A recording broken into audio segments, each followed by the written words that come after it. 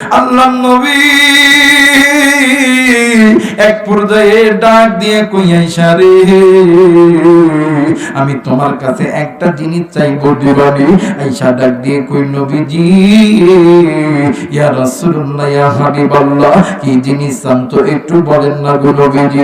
আল্লাহর নবী ডাক দিয়ে কই আয়েশা রে, তুমি যদি অনুমতি দাও আজকে আমি আমার আল্লাহর ইবাদতের ভিতরে থাকতে চাই। আয়েশা ডাক দিয়ে কই নবী গো ইয়া রাসূলুল্লাহ ইয়া হাবিবাল্লাহ, এইটা তো অনেক ভালো কথা, কিন্তু আপনি একলাই আল্লাহর ইবাদত কেন করবেন? আমি আপনার স্ত্রী, আমিও আল্লাহর ইবাদত করব। একটু আওয়াজ করে বলেন সুবহানাল্লাহ। হে মুসলমান বাপ ভাইরা রে আমার, যেমন স্ত্রী তেমন স্বামী।